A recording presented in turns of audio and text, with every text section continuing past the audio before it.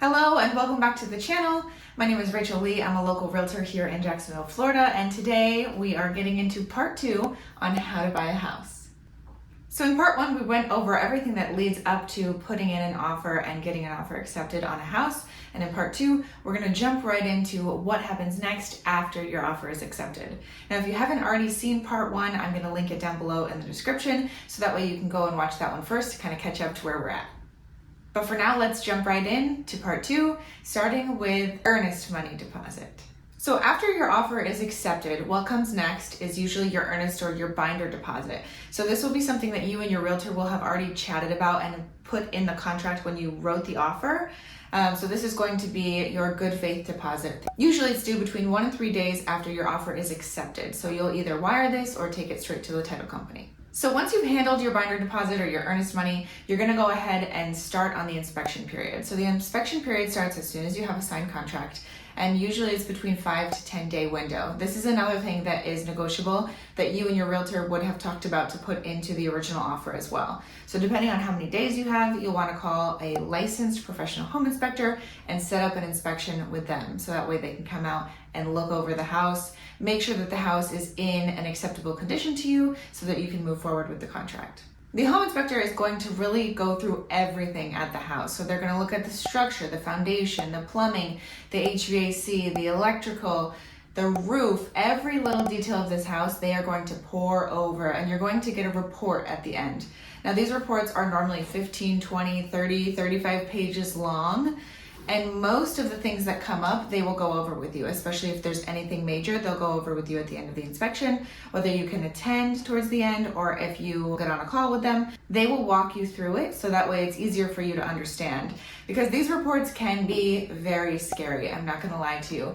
With just the depth and detail that they put into the reports, 20 pages of a report on every little loose nail and hinge and possible thing that could be going on with the house it's a lot to go over. But this is another thing that your realtor is able to help you with. They can kind of go through and ask the inspector any extra questions that you might have. You guys can kind of work together to decide what are things on the inspection report that are actually concerning to you and what are things that don't need to necessarily be taken care of right now by the seller before closing. So once you've gone over the inspection report and you've kind of decided what things are important to you and which aren't, you're going to go ahead and write up your repair request. So this is something your realtor will do for you and send over to the other agent.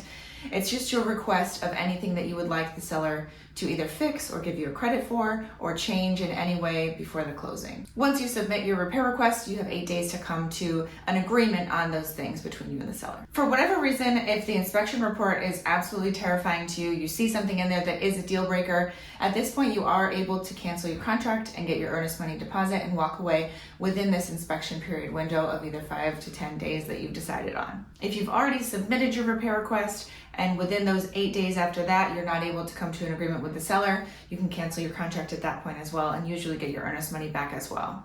Now this is really your window of time during this inspection period to learn the house, really understand it, get a feel for the house and what you're going to be actually buying, and make sure that it's actually what you want. Now once you've made it through the inspection period, you have a signed and agreed upon repair request, you move on and the appraisal is ordered. So you might be asking yourself, what even is an appraisal? An appraisal is an unbiased professional opinion of a property's value.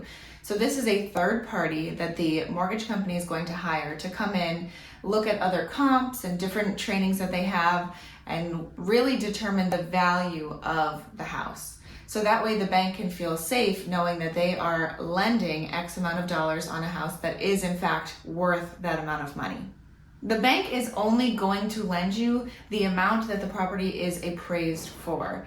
So if for some reason the appraisal comes back lower than the purchase price, you might have a problem. There are a few options that we have if this does happen, so don't panic right away. So your realtor and your lender can get together to contest the appraisal.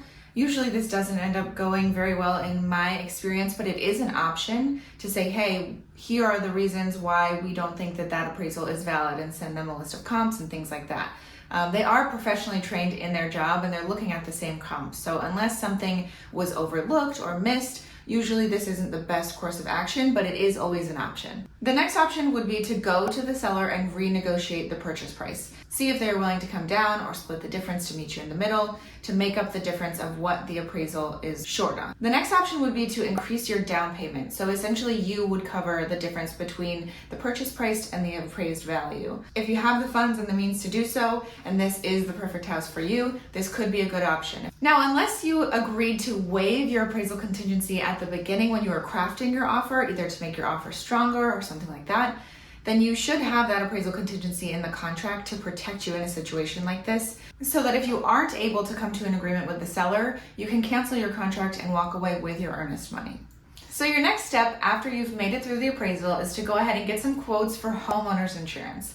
Your realtor should have some dedicated contacts that can help you with this, as well as your lender. They'll help walk you through the process, answer any questions that you have, as well as help you identify what types of coverage you need and how much. This is really one of the easier parts. Then after you have homeowners insurance squared away, you're going to want to call and set up all of your utilities for the day before closing, just in case. In my buyer's guide, I actually have a dedicated page for this, giving you all of the local utility providers and their contact information as well. So after you've made it through all of these steps, you're really into the easy part. The hard part's behind you. You've done all of the hard work, all of the heavy lifting, the paperwork, all of that stuff. Now you're going to go ahead and set up your final walkthrough. Your realtor will reach out to set this up. Usually it's either the evening before closing or the morning of, depending on what time your closing is on that day. And this is just for you and your realtor to go back to the house, walk through it one more time to make sure that any agreed upon repairs have been done. There's nothing crazy that's happened to the house between the last time you saw it and closing, just to make sure everything is in acceptable condition to close. Usually the day before or the morning of, you're going to be reviewing your final disclosure documents as well from your lender to make sure everything looks right. And you're going to be sending your final payment for your down payment and any closing costs, usually through a wire. Like I said, usually the night before or the morning of. Now on the day of closing, you show up, you sign all the documents that they need you to, you get the keys, and you are officially a homeowner within just a couple of hours. So as far as what to bring to closing, you're going to want to bring your driver's license or ID, as well as a proof of the wire transfer or a cashier check for the remaining balance, and any other documents that your lender may have asked you for. Sometimes there's specific circumstances and they need you to bring a certain piece of evidence or documents or something like that. Make sure you bring those as well, of course. So closing is really the final step. Other than that, get moved in, enjoy it, get outside, meet your neighbors. For security purposes, you want to make sure that you change all the locks and security codes and things like that, and really just enjoy being a homeowner. This is really the best part, especially if this is your first home. Now, not every transaction goes perfectly and smoothly. There are often hiccups or troubles, things that come up along the way.